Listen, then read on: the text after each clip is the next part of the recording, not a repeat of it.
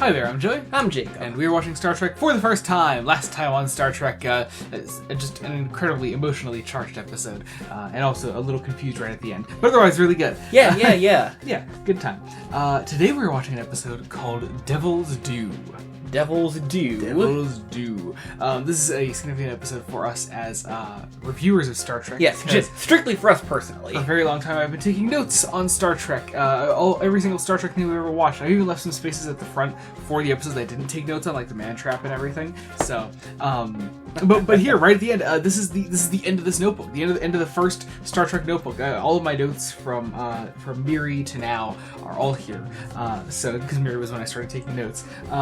Mostly because we were like, oh man, what's happening? Yeah, they're all in this notebook, and it feels weird. It feels really weird. But that has nothing to do with the episode, obviously. Yeah, it just feels weird. We're going to get post-episode thoughts in a second. Be sure to join us then. We're about to watch Devil's Due. My last note of the first ever Star Trek notebook is okay? Question mark? That sounds about right. Yeah. What a strange episode. I know. We used to say this a lot. I try to not say it as much anymore. But we haven't been able to say it. It hasn't been as much of a problem lately. But this truly did feel like an original series episode. It really did. I mean, Star Trek in general is pretty sexually charged in general, but this one in particular, involving the captain in such a way, felt very TOS. Mm-hmm. You've got literal godlike beings. You've got random ass courtroom drama at the end. It's a TOS episode. Doesn't make it bad by any means. It's just there. I'm kind of confused more than anything. Yeah, I'm not.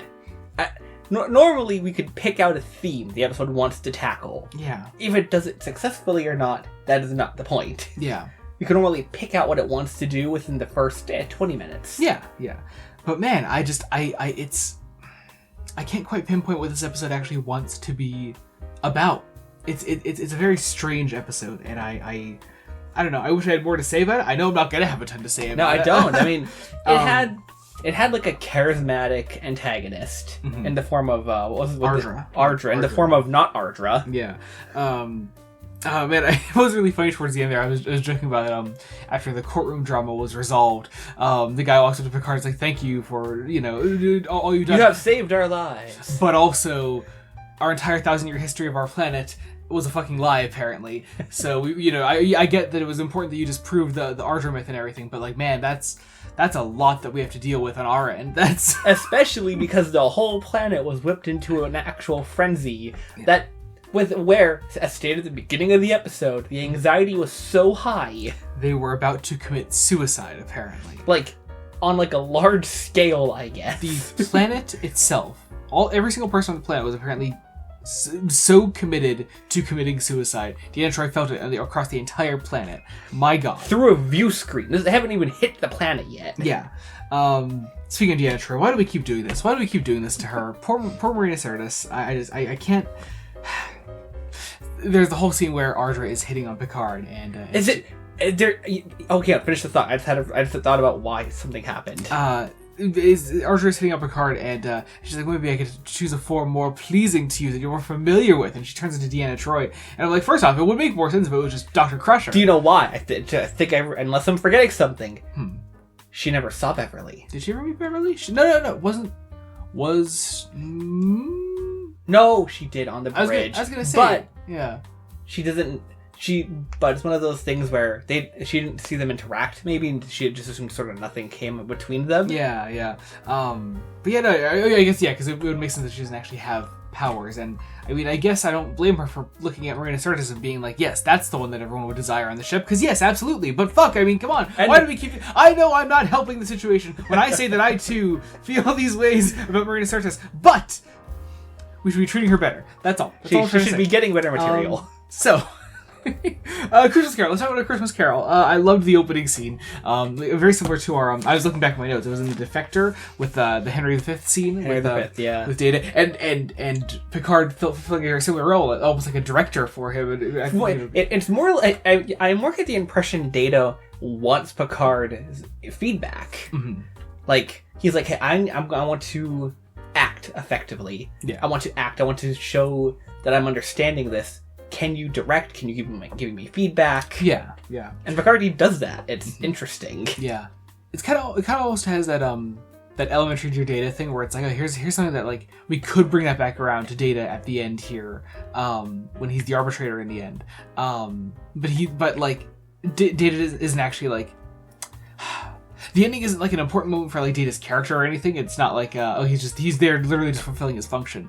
But if we could somehow bring around the theme of like Picard being like, well, if you learn how to be your own person, be your own actor here instead of imitating other people's performances, you'll be a better actor.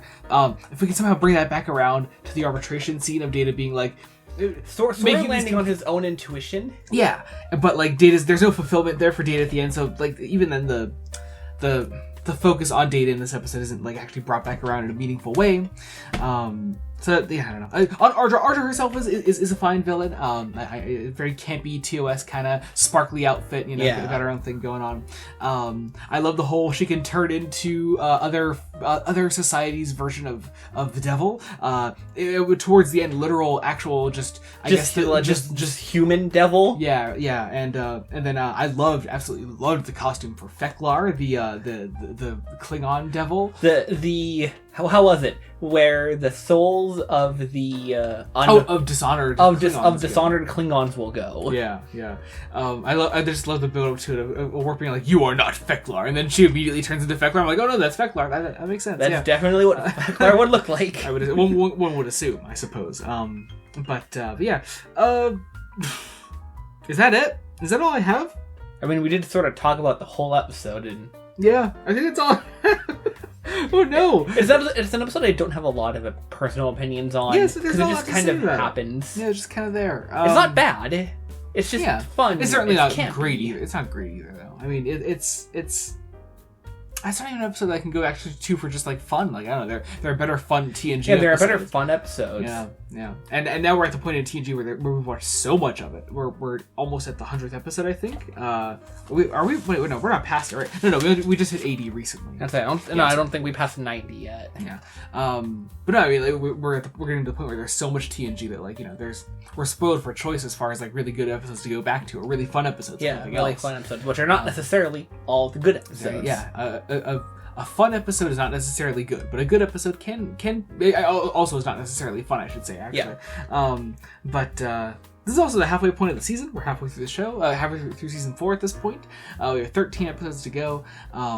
But it's also kind of fitting that it's the end of my first Star Trek notebook. So that's kind of fun. But I just closed it, and it's here. It's in my hand. I can see it. It's nearly 200 videos worth of notes. It's absolutely insane. That's crazy. Yeah. This is a different kind of milestone that only like we really appreciate. Yeah, truly. But that's that. I guess we'll start the next notebook next time. The next notebook is going to encompass the rest of TNG and most of Deep Space Nine. Most of it. I don't think it'll even cover all of it. I really don't. Lord. Yeah, there's every single Star Trek show for the foreseeable future is so goddamn long. So long, of you have course no idea. It is. So, all right, I think that does it for today. If you enjoyed listening to this, or watching this, I should say, it's a video. If you enjoyed watching this, go to our Patreon, patreon.com/BloodOut Studios. You can get early Star Trek reviews there, as well as exclusive Star Trek commentaries. If you're not into any of that, there's a general support tier. It gets your name in the description, all that. So, that's that. I guess until next time, no. Fuck that up again. Didn't mean to do that. Be sure to join us next time when we continue Star Trek The Next Generation. Until then, this has been Joey Morgan. I'm Jacob. Goodbye.